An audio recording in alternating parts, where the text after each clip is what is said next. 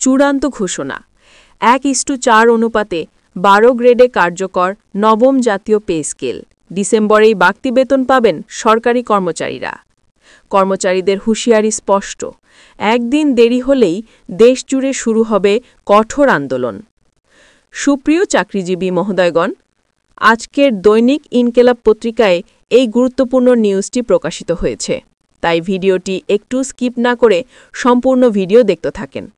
আর যারা এখনও আমার এই চ্যানেলটিকে সাবস্ক্রাইব করেন নাই, দয়া করে সবাই চ্যানেলটিকে সাবস্ক্রাইব করে ভিডিওতে লাইক করে দেন। আবারও দেশে প্রশাসনিক অঙ্গনে তৈরি হয়েছে তীব্র উত্তেজনার ঢেউ। বহুদিনের জল্পনা কল্পনার অবসান ঘটিয়ে অবশেষে চূড়ান্ত ঘোষণা এসেছে, নবম জাতীয় পে স্কেল কার্যকর হচ্ছে 1:4 অনুপাতে 12 গ্রেডে, আর সেটা এই ডিসেম্বরেই।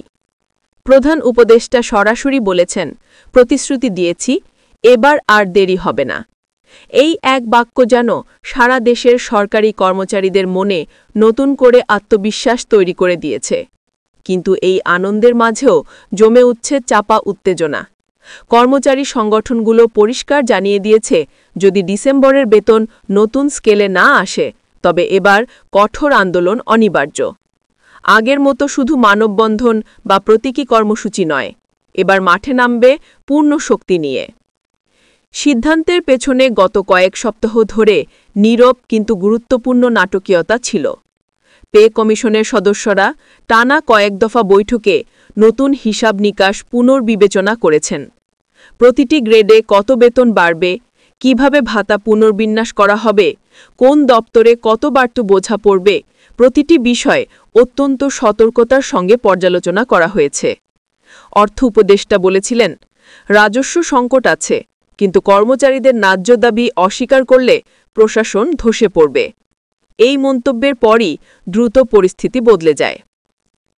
1:4 অনুপাত নিয়ে বেশ আলোচনা চললেও সরকার বলছে, এটি দেশের অর্থনৈতিক বাস্তবতায় সর্বোত্তম সমাধান। কারণ উচ্চ ও নিম্ন গ্রেডের বেতন ব্যবধান নিয়ন্ত্রণে রাখা, অর্থনীতি স্থিতিশীল রাখা, বাজেটের চাপ সীমিত রাখা, এগুলো বিবেচনা করা হয়েছে। যদিও অনেক কর্মচারী আরও কম অনুপাত আশা করেছিলেন, তবুও প্রকাশিত কাঠামোয় সবার বেতনই উল্লেখযোগ্য হারে বাড়ছে। বিশেষ করে 12 গ্রেডের কর্মচারীদের ক্ষেত্রে পরিবর্তনটি বিশাল। তাদের মূল বেতন থেকে শুরু করে বাড়ি ভাড়া ভাতা, চিকিৎসা ভাতা, যাতায়াত ভাতা সবকিছুতেই এসেছে বড় সংশোধন। যারা এতদিন বেতনের সাথে বাজার দর বা পরিবার চালানোর ব্যয় সামলাতে হিমশিম খেয়েছেন, তারা বলছেন, অন্তত একটু মাথা উঁচু করে দাঁড়ানোর মতো সুযোগ পেলাম। ঘোষণা শোনার পর যেমন আনন্দ ছড়িয়ে পড়ে বিভিন্ন দপ্তরে, তেমনই দেখা যায় কিছুটা উৎকণ্ঠাও। কেউ কেউ বলছেন, এই ঘোষণা আগেও এসেছে, প্রজ্ঞাপন বের না হলে বিশ্বাস করা যাচ্ছে না।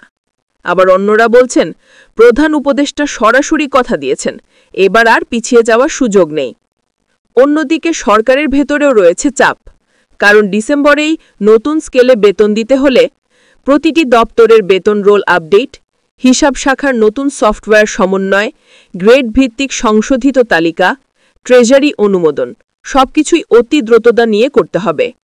অর্থ মন্ত্রণালয় ইতোমধ্যেই নির্দেশ পাঠিয়েছে, কোনো অজুহাত গ্রহণযোগ্য হবে না।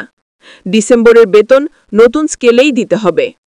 ব্যবসায়ী মহল বলছে, নতুন বেতন কাঠামো বাজারে ইতিবাচক প্রভাব ফেলবে, কেনাকাটায় গতি আসবে, বাজারে পণ্যের চাহিদা বাড়বে, ছোট মাঝারি প্রতিষ্ঠানে নতুন কর্মসংস্থানের সুযোগ তৈরি হবে।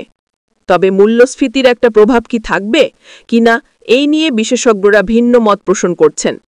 কেউ বলছেন, বেতন বাড়লে বাজার দর সামান্য বাড়তে পারে।